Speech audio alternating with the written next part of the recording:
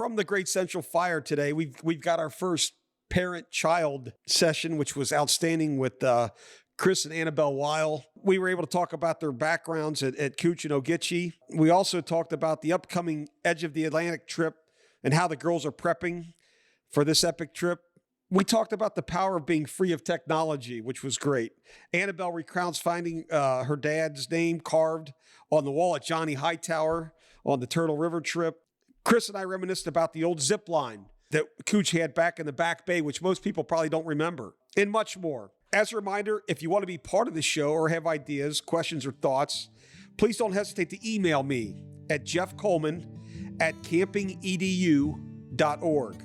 There may be some more alums as I sit up north here that I will be interviewing, so stay tuned down the road of some great people that are up here at camp right now for future episodes.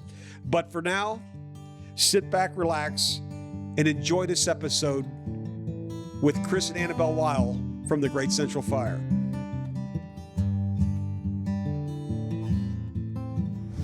From the Great Central Fire today, this is a first one for us. We've got an actual, our first parent-child podcast, and this brings back an old friend of mine from way back, and I'm excited to meet his daughter, who I've never met before, but I've heard nothing but fabulous things about her. But Chris and Annabel Weil, great to have you here. The name Weil at camp is just still rings loud up here, and certainly was a part of my life. But welcome to the show, you guys. How you guys doing? Oh, we're so good, Jeff. Thanks for having us on. It's the first time I've ever done a podcast with my daughter, so I'm excited. It's the first time I've ever done a podcast, so thank you very much. Well, good. Great. When they had me do this, Annabel, I'd never heard one or ever done one. So they said, this is what you need to do. And I said, I'm just going to start talking. Oh, you seem like a natural already. Well, so. I don't know, but it's been great to catch up. I haven't seen Chris probably since the late 70s, probably, you know. It has been that long, hasn't it? It's just hard to believe. Yeah. God, you guys are old. Oh, you're really old. But I mean, we'll go back and forth here. I mean, between camp and Annabel, I want to hear about, you know, when you started. I think you started as a staff person, correct, at Ogeechee? I did, yeah. I was never a camper, which sometimes I question my parents about. I'm not quite sure how that slipped through their fingers, but I don't know the answer to that, and there's a lot of bad parenting we did, but that's up there at the top. But that's up there. But I don't know. Sometimes I started in 2022, the summer of 2022, so I'm going on my 5th year. Okay. Believe it or not, and sometimes I feel like I was just meant to be a staff member at Ogeechee. I fell in love with it really quickly. I fell in love with the space, the lake, and the land.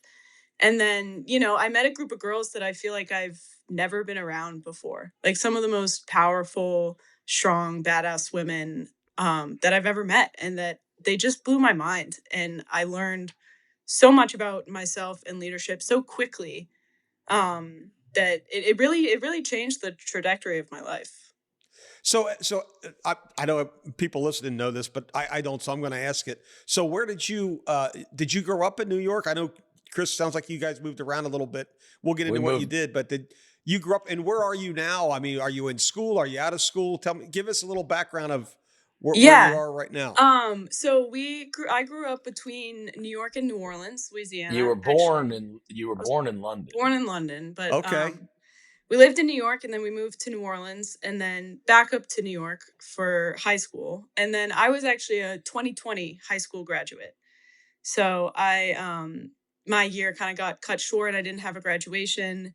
And then I went to college, and it transferred to entirely online.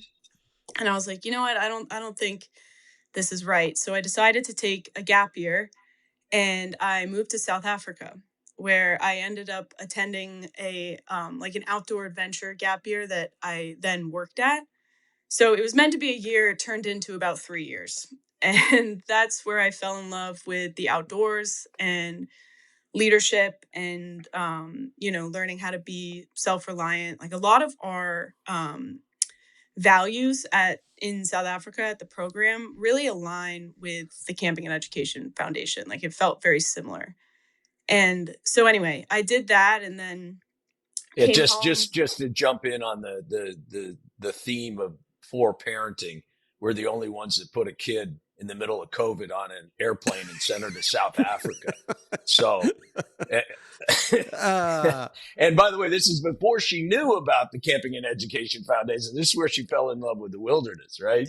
Right. Yeah. I mean, is that something that was always in you, Annabelle? I mean, you know, the outdoors. I mean, I think Chris probably so. got shoved in it because of the Shook family. You know, that's probably what shoved Chris into it. But Well, not to jump ahead of Annabelle's story, but that's how she ended up there. Is we were having Thanksgiving with the Shooks, and cousin Sarah and Steve both just said, "You need to go to Agitchi." okay, And next They thing did, you know, yeah. she's on her way up to Agitchi. So she just Okay. come back. I was just looking to get her out of Africa. I mean, she wanted to stay in Africa. So like Agitchi, that's a great idea. It's Yeah. closer to home and halfway safe. yeah, Yeah.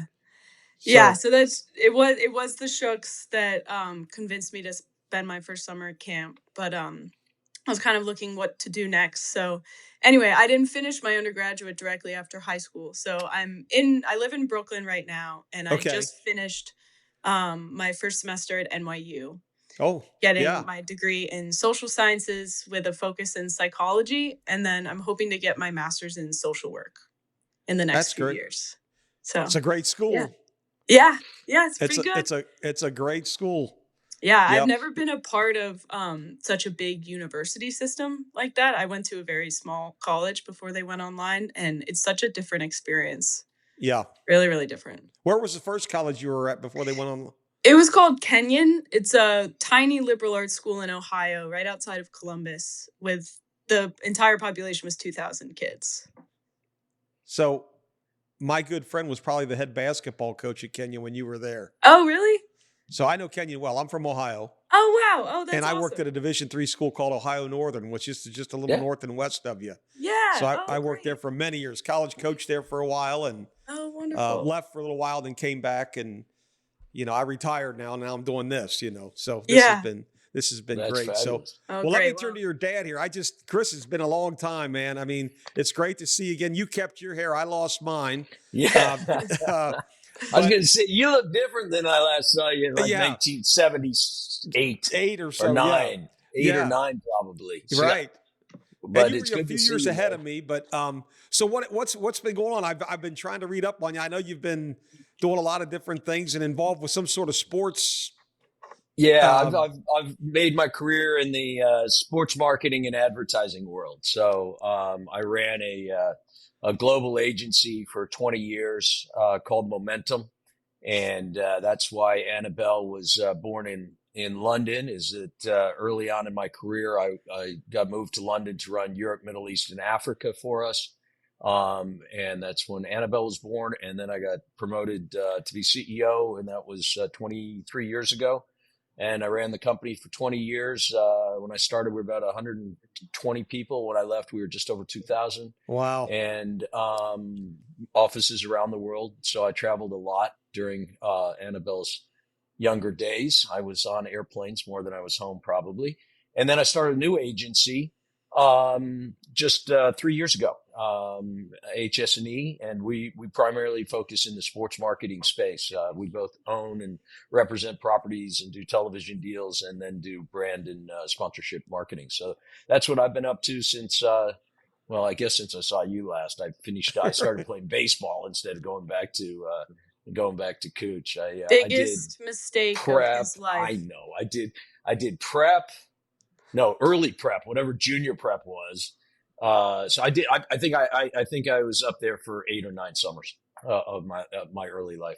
Okay, so I couldn't remember how many years. I know I wrote down in '75. I think was your first summer. I think. And you were in the cabin with Dave Plain and Jay Stair were your counselors. Oh my God! That's a blast from the past. You were in cabin 9. Yeah, I remember. You were in cabin 9, and there was a kid in your cabin that year and the next year named Johnny Bravo. Yes. And I'm sad to report that Johnny Bravo has passed away. Oh, I'm sorry. Yeah, I know it's sad, but I've been in contact with his brother Alex, and we've emailed back and forth. So I want to try to catch up with Alex and talk to him. And I didn't know Alex; he's a little bit older than us, but I anyway, remember Johnny Bravo, so I'm sorry that he's no longer with us. And yeah, but I'm give not my sure what best to happened. his brother. Yeah, I'm not sure what happened, but and then I know you were with Tom Wildman in '76. I'm not sure what cabin you were in. Oh yeah, I Um, remember Tom. Matt Dye and John Aaron Krantz were your counselors in cabin 2, the old building, and then you were in cabin 1, and I think this is funny. Your counselor was a guy named David Hackett. Yeah. He's here this week. No way. He flew in from Florida, and he's been here with me all week, and we've been working on the Cooch 2, refurbishing the Cooch 2 so we get that back in the water again, the old big boat that we traveled on down the old big boat. You got Yes. it. It's still around. We still got it, and we've just completely been stripping it. We're going to repaint it with Rick Howler's here, Hugh Howler, myself, No way. David Hackett, and Finn Haglin. Oh, Shit, maybe I'll that's hop on a great. plane and come join you guys. Oh, I You mean, should. it's been great. And Dave Hackett hasn't been here in almost 40 years, and he's Well, just gone absolutely crazy about it. That's awesome. Well, make sure you tell him that it's one of the reasons I left the camp was he was such a bad counselor. I'll tell him. He's such a good guy. I'll tell you. It's just, it's amazing how people, I mean, there's still a lot of them in there, but they still change over the many years, you know, and he's just a real calm and just a very warm guy. And he and I have had a great time catching up and reminiscing about old times. And Annabelle, this is what you're going to do as you get older. You know, you're going to move apart, and then you're going to come right back together eventually down the road and tell old stories and things like that. But I think Bill Hanley was in your cabin. Yep. Oh, you got a Hanley. I think Shooker was too. I think Steve was. Shooky was. I remember one of my favorite stories was I was probably 8 or 9 years old the first time I went there, whatever the youngest you can be, because my mom wanted us all out of the house. And so I went up with Scott and Shooky. And so just so everybody knows, Scott is your older brother. Scott's Weil, my older brother, Scott Weil. Yep. Yeah. And then my younger brother, Tim Weil, also went as there. well. And his kids, he's got his kids have been counselors up there. They went every summer. They're coming back this year. Two out of 3 are coming back this summer. One is a counselor, and one I think is a senior, right? Okay. Annabel? Griffin, I believe, is a senior. He's going to senior this year. No, I remember Timmy. Oh yeah, Timmy. I remember him. Yeah, Timmy. Timmy's probably in your class. He's about mine or a year younger, I think. Yeah. And anyway, I remember I went for 4 weeks because I couldn't commit to 8 weeks, and I was so homesick, and all I wanted to do was go home. And it was almost over. We'd done our trip, but the only thing that I was more excited about than going home was Steve Shook had just gotten a care package, and I wanted some of his candy. And I remember Shook saying to me, "I'll give you my peanuts." You remember those awful spongy peanuts that were all sugar? He goes, "I'll give you my peanuts if you agree to stay for the second 4 weeks." I'm like, "Deal." And that's how I ended up staying for 8 weeks when I was 8 or 9 years old. Oh my gosh! I got Shooky's peanuts. Yeah, and then you got out on that second trip and said, "What in the hell did I just do?" I know. The second trip was a lot harder than the first trip. But then, God, I remember some of the backpacking trips that we took. Oh my God, those are some of my favorites when we were going out to the Wind River Range in Wyoming and out to the Grand Tetons, and those were magical trips. Yeah, good stuff. Annabelle, I'm sure you might have taken the same trips as your dad.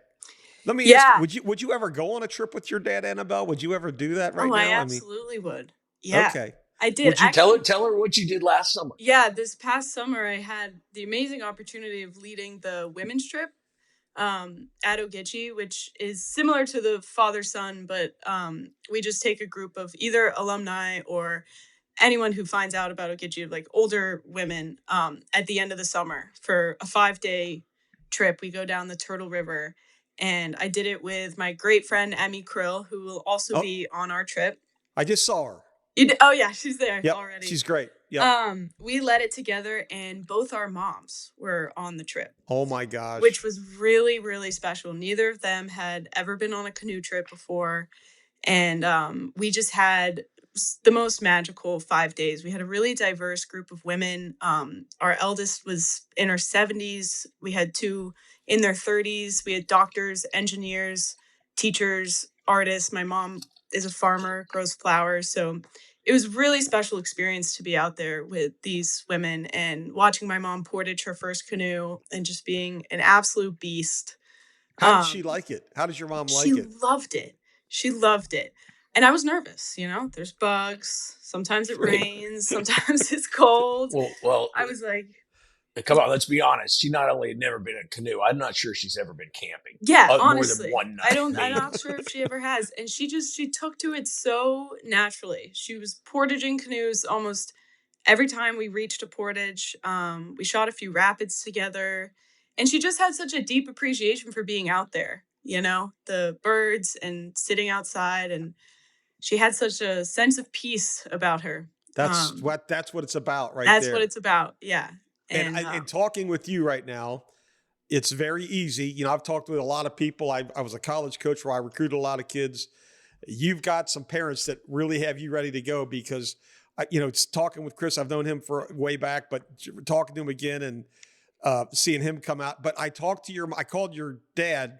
I hadn't talked to him in forever. I said, I'm going to try to call him. And I had a number and it was your mom answered. Yeah. And she was, you could just tell when you talk to somebody, what a delightful person to talk to. She didn't even know who I was. I introduced myself, said I'm an old Camp Cooch guy. I was just trying to reach Chris. And she said, call his cell. Here's his cell number. Call him up. But I've never met her, but I'm sure she was great to have on a trip because she was such a delightful person to talk to for the 3 or 4 minutes I spent time talking to her. She is the most amazing person. And, born and raised New Orleans, Louisiana. So she's got that Southern charm and politeness. And everyone who meets her says that. And my friends love her. Your dad overmarried is what happened. I'll kick my coverage. I'll kick my coverage by a lot. Absolutely. No doubt about it. We all did. But I got a couple badass girls out of the deal. So I was going to ask you, do you have one sister? Yes. Me? Yes. Annabel. I have one younger sister. Her name is Marilee. She would never come up in a million years. I have tried. Okay. She is just as interesting and cool in her own ways, but I don't know. Camp is not her forte. Oh, Princess Mare. Princess. So, Annabel, you got a big trip coming up. Chris, we sure the edge do. of the Atlantic, and one of the girls on there that Chris knows her dad, and her dad and I just saw him actually. Catherine Heinley's dad, Steve. Chris and I were in camp with for many years. Just a great family, and she's such a great person. And I've met Maddie Anderson. I've met her in the camp office. Mm-hmm. Emmy Krill. Yourself, the 2 others. Chris, what's your feeling on them going on this trip? Are you nervous? Are you excited? Are you both? Or your daughter's going out? You know what? I'm excited. Of course you're nervous just because it's the wilderness. But if I look at some of the stuff that she did in Africa, this is going to be easy comparatively. I still send a Christmas present to one border agent that busted her when she was border hopping back in from Namibia. And she didn't have the right visa and he kicked her out of the country. Otherwise, I'm not sure we would have got her back. So I just send a little Christmas card to this border agent every year. Just a little sidebar here. That's funny. That's funny. But I'm excited for the trip. Obviously I'm nervous for her, but look, these women know the river.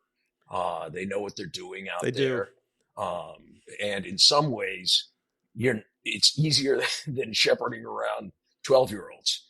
You can take care of yourself out there. And but I'm excited. I mean, the route just looks absolutely stunning. I've been on and looked at every map and I can't wait to see. I just hope they take enough pictures and video and so that I can live it. I tried to get her to get a content crew to follow them and all that. I'm in the production and advertising business. Right. And she's like, I said, I'll get a satellite. We'll get that. And she's like, no, Dad, that's not what it's about. I'm like, okay. So that's so good. I'm excited for her. Yeah. And you guys are ready to go, Annabelle? I mean, everything seems full go right now. Yeah. And everything's.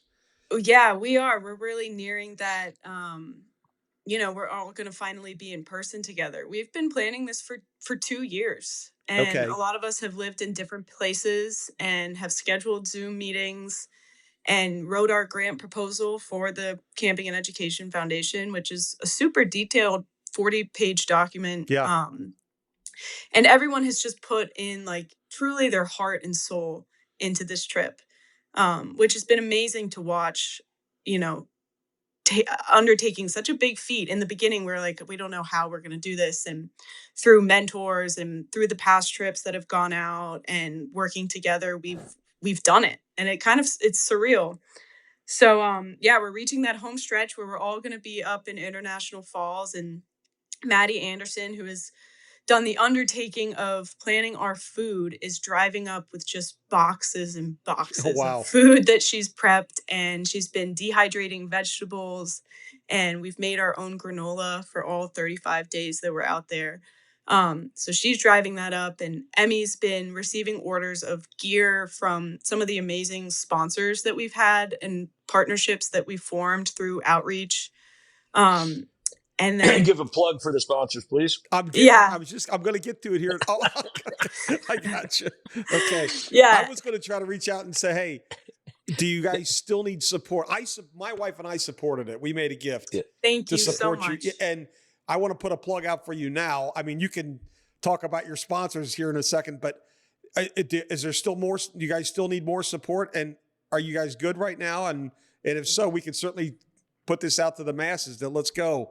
I mean, no, we actually surpassed our fundraising amount on GoFundMe, and it was absolutely astonishing to see how friends and family have come out to support us. Yeah. I mean, there's been times that it's just brought tears to our eyes to see that support flooding in. And so actually any excess donations we're getting now, we're donating to WWF, the World Wildlife Foundation. We'll use what we need and then donate. But no, we reached our goal in such a short amount of time, and it's incredible. It's incredible. Well, and that's something to keep in mind when you're hitting some tough spots out there on this trip, that there's a lot of people that are in your court backing you. Exactly. We're there to support you, And exactly. I think it's great what you're going. And I'm glad you told me what WWF stand for, because when you first said that, I'm like, they're given to the World Wrestling Federation. What in the world's going on? Yeah, we're all just really passionate about wrestling on the side. I don't know if you knew that. Yeah, Jeff, you haven't heard that they're bringing a cage match up to Cooch. That's what they're doing with the excess money. That's funny. So funny. We're gonna cage off the council ring and throw everybody in there. Yeah. And that's a great idea. Oh gosh. It hasn't just been the financial support has been unbelievable, but also Catherine, all these old Cooch guys that did these Arctic trips, like Tom Hinman and the guys from the 70s who went out there. They've all reached out and written, these handwritten letters to us telling us about their trips, and we've looked at some of their old packing lists and photos, and they're just saying how proud they are that we're continuing this legacy. And it's just, there's nothing more special than that, to be part of such an incredible community. They're excited for you. And Tom Hidman's a great guy. He is. And that family's been around for a while, and he's just a really good guy. And, I know he's excited for you, and a lot of the other guys as well, all of us are. I think it's a great thing. And I think what's neat too is that a lot of the trips have gone to the Arctic Circle this way. You guys are going further east. So this is going to be a great story. I can't wait to hear about this. Right. And the other thing I want to ask too, your dad was talking about it. Will you guys have a website that people can follow during your trip? Yeah. So what we've done, like with some of the trips going to Hudson Bay, the kids during the summer, is that they have their satellite phone, which they send their location every night. So we kept a map tracking their progress throughout. So we'll do a similar program. Okay. We're hoping someone can run it for us kind of back at camp, but we'll be sending our coordinates every night, and then that'll kind of give us an updated route. And that'll just be on your website? Yeah, I think it'll be on our website or on like a Google Maps site that we can send out to people. Okay, great. Yeah, I'm like, because that would be cool. I know. I said, let's get a satellite, one of Elon Musk's Starlinks, and you can upload pictures. You guys can do video casts from the middle of nowhere, and I got shot down on all that. I just No. wanted to be on the trip. Right, Yeah. right. Seeing the updates and living each day with you. We're so used to being tech free all summer, It's fancy to even have these Garmin satellite phones, We spent a lot of summers just doing the one satellite call in halfway through the trip and everything map and compass, which really adds a whole dimension to the trip that's really special. Well, I'm sure your dad knows, just being in his position that he's in at a business standpoint, getting away from that phone is like one of the best things ever, isn't it, Chris? I mean, just, oh gosh. I mean, one of the best things ever is when my phone doesn't work somewhere. Oh, good. Thank goodness. No one can reach me. Yeah. It's funny. I very seldom get away from mine, unfortunately, but I was lucky enough. I was down, this is going to sound like a flex, but I was down at the Masters this year. Yeah. And for a few days, and they take you're not allowed on the grounds with any electronics. I mean, like if you have a headpiece or, nothing. And so you normally are meeting people, but you say, I'll meet you under the big tree at 11. I'll meet you over here at 12:30. And then you're waiting for them. And just out of habit, you reach to your back pocket to just say, I'm killing time. So let me do some emails. And you got nothing.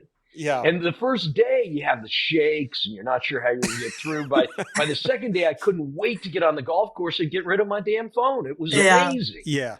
It's the only time I get away. Do you remember Steve Upson at all, Chris? Sure. I know Steve Upson. So, he passed away a few years ago. He told me that. Yeah. But anyway, he's got some property east of Cincinnati, and he and I would go out there all the time, out in the woods. We're in a tent. He's got a beautiful 280 acres.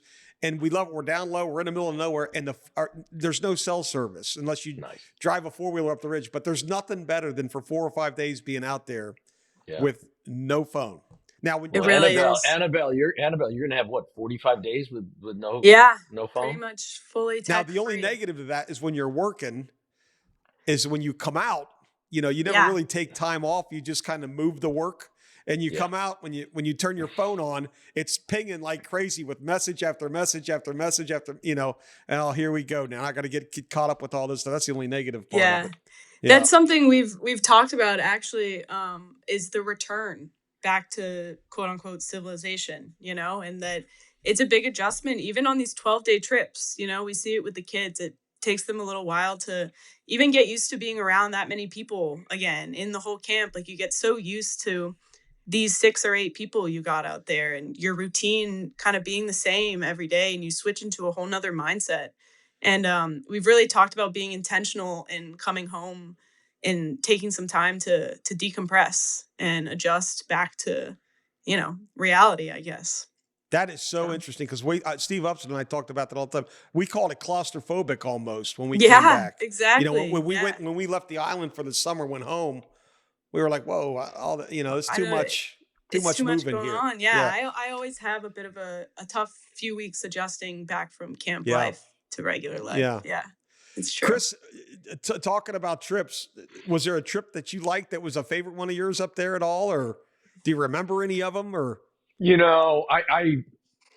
I unfortunately left before the big trip, whether it was the Knife or the Seal or, but so all of my canoe trips I are all great memories. But as I said earlier, the backpacking trips out west, to me were just so special. I remember waking up in the Tetons to snow in the middle of July out on our, and looking around and seeing a herd of elk. And I remember going fishing, trying to chase some trout, and I just stuff like that, there's so much that we learned up there, in those early days from sailing to how to take care of yourself, to water skiing, to shooting, to all the stuff that I still do, by the way.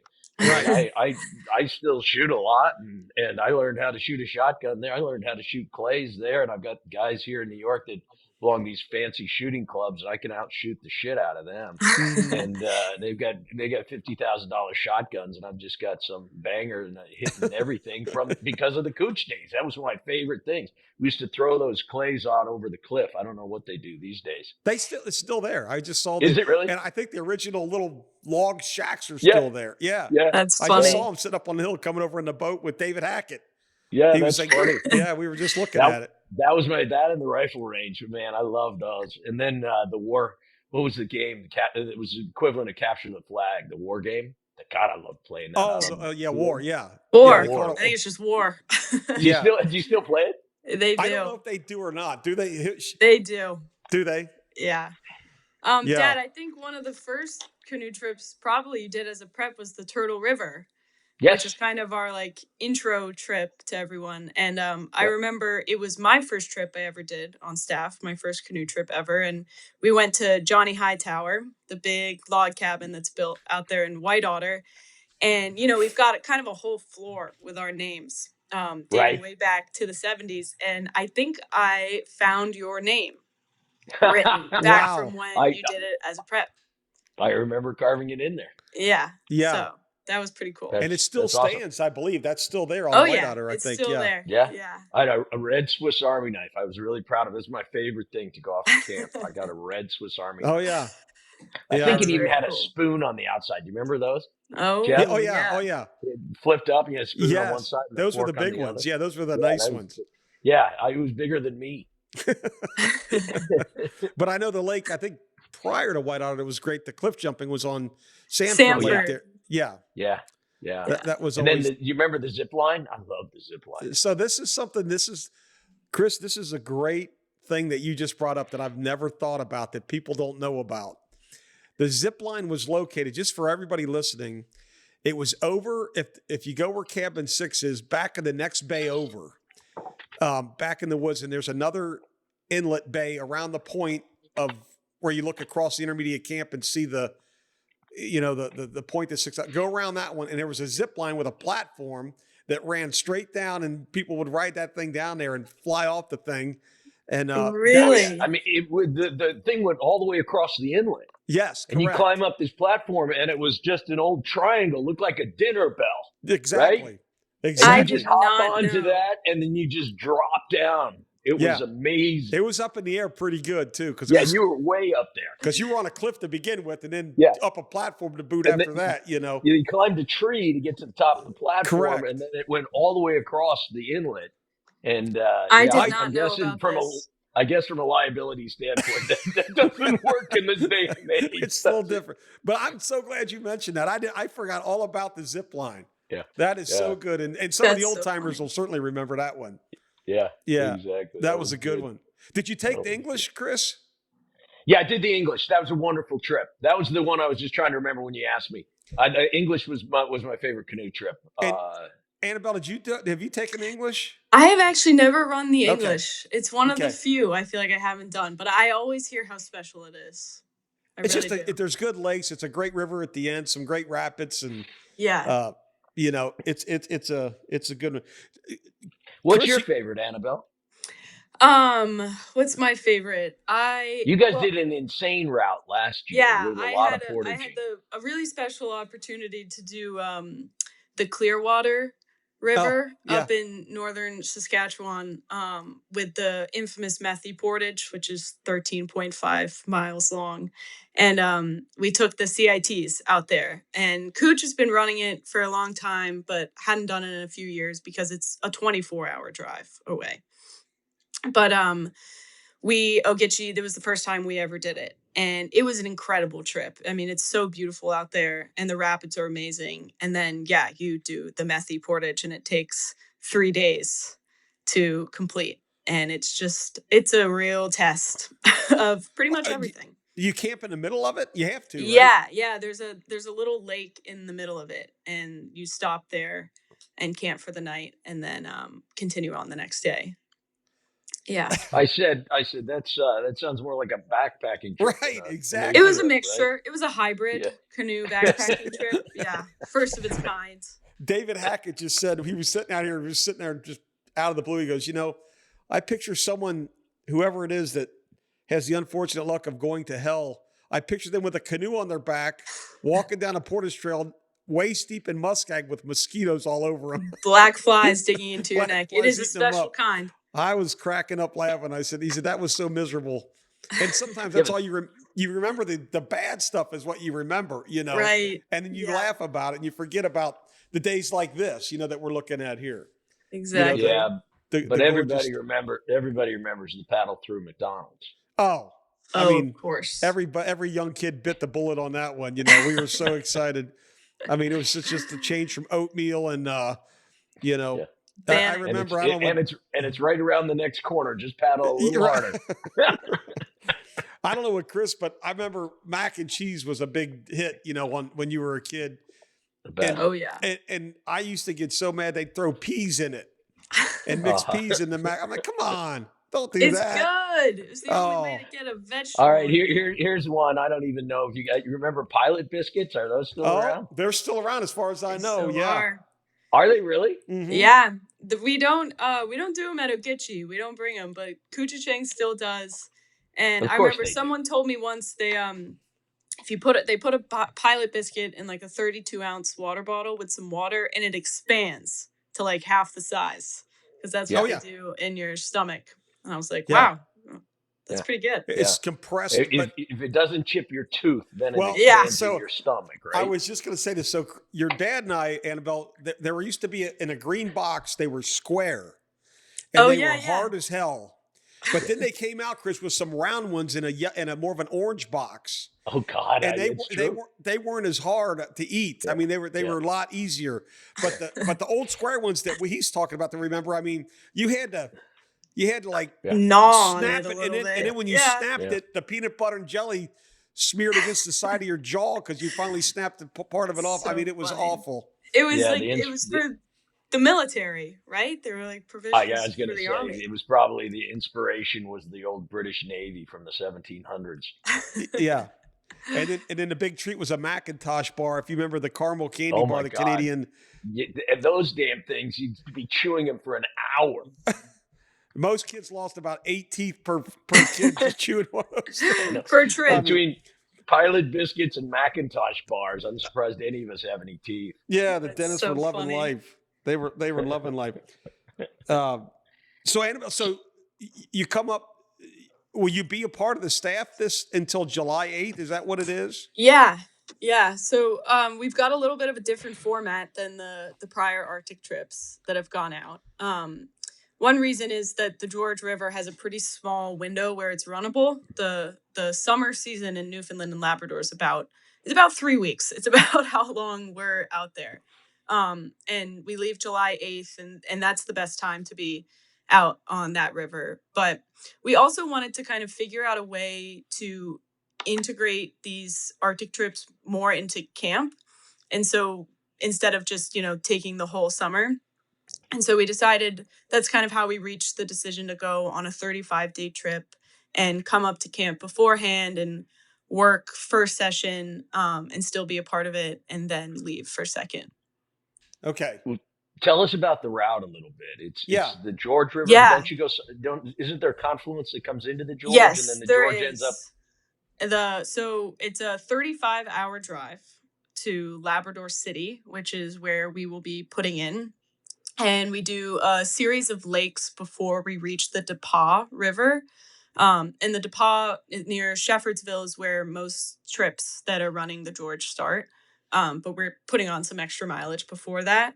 So we run the DePauw River, which then meets up with the George River. And then we take the George all the way to Ungava Bay in the Labrador Sea. At the very end, to the edge of the Atlantic Ocean, which is where our namesake came from, edge of the Atlantic. Right. Wow.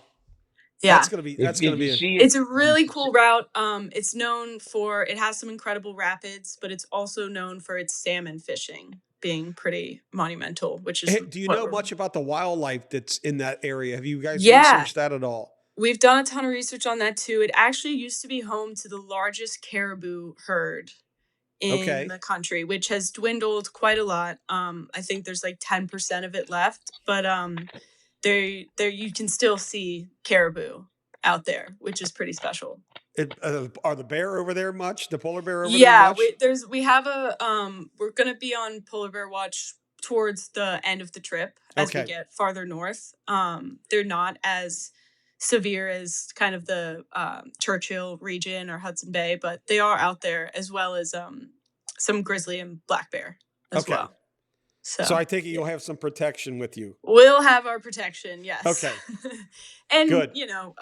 Using just like responsible traveling and getting through different zones where bears might be worse. But we've done a lot of planning on that front for wildlife. Yeah. Good. And we're working on our fly skills this weekend for some of that salmon. Are you? Yeah, they've got salmon. I was reading about it. They had salmon, you got trout, and then you have what else is Arctic char. Arctic also char. Oh wow. Arctic char running up in that river, which is one of the great eating fish. No grayling up in that area? I'm not sure. There might be. I didn't read about any grayling. Okay, those may be the other direction up towards the other the bay. Direction, yeah. That'll be great. I mean, it'll be really cool. It's such a different region than any of us have ever explored before. Camp's never been that far east. I think there is some sort of dream that maybe we could do it as a route for camp one day if we really love it and it's successful. So yeah, that was a big draw for us in planning on where to go, is that we wanted to plan a new route, see something new. I think this is great. And Annabelle, you probably didn't know my father, but he was like the master tripper. I mean, he knew every rock and tree there was. Oh, really? At Couchiching. He was there from many, many years, and a lot of knowledge. How long was he there, Jeff? His first summer was 1957, and then his last summer was in 2014. Wow. That's amazing. And then my mom was there from when they got married in 61 or 2 she was there the whole time from 61 or 2 to 14. But interesting. That's incredible. And Annabelle, Chris, who still comes up here is Bill Johnson, BJ. BJ still comes up there? He's coming up this weekend for his 77th summer at Camp Couchiching.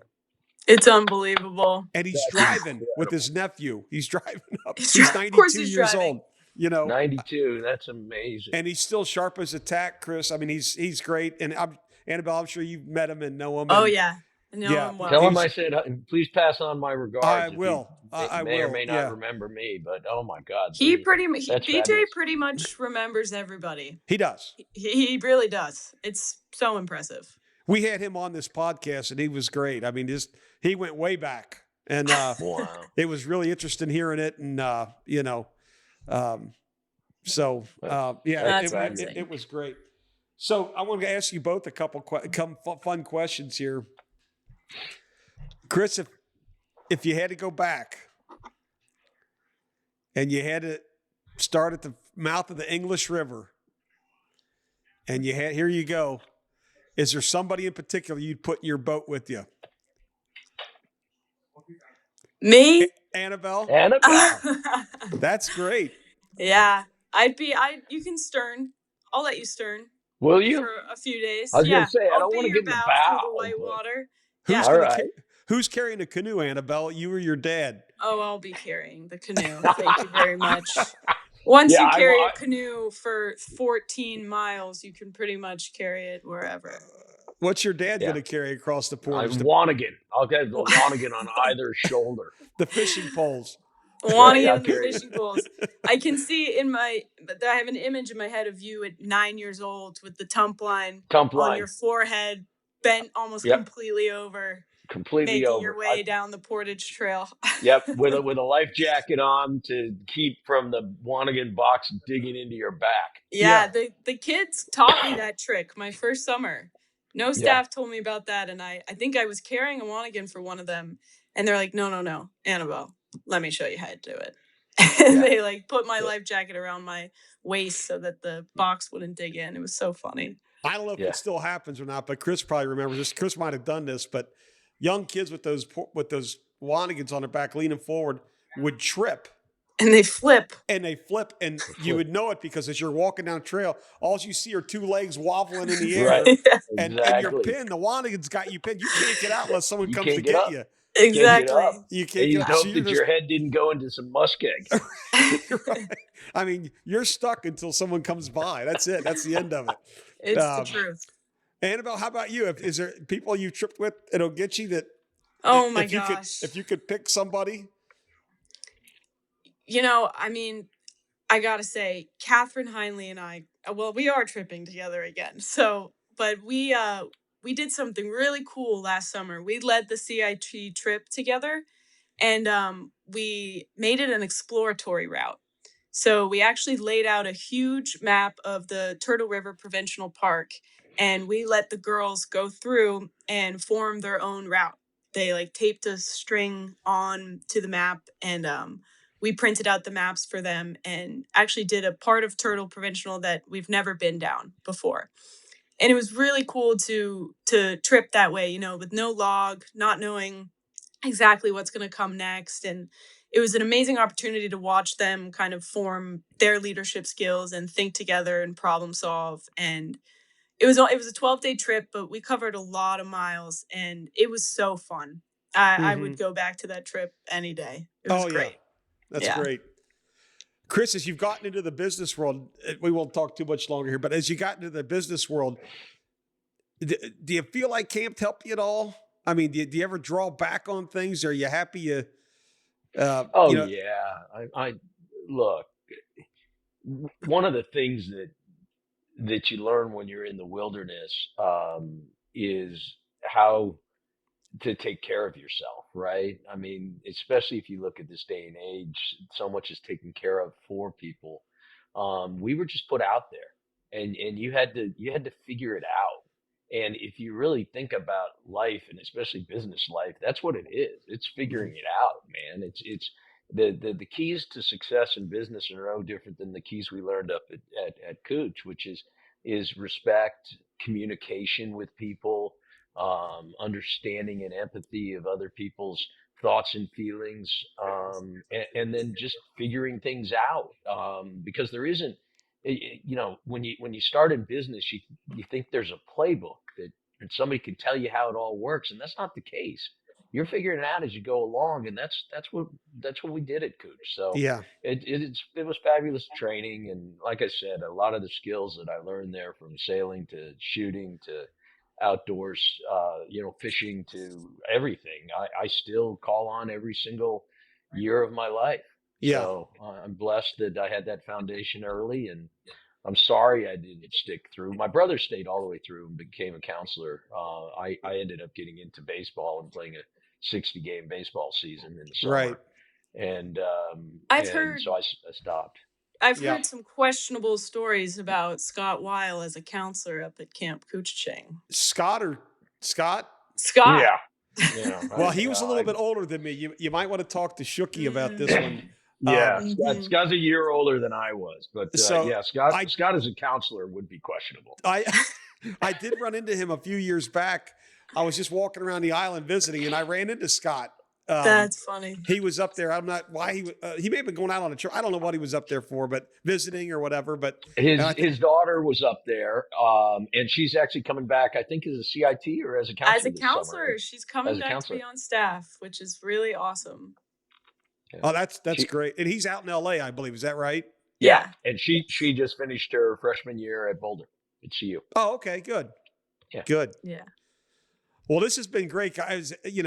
I'll say a few things here, but is there anything else that you guys you want to share or say or do? Or I'd love Annabel to thank all of her sponsors.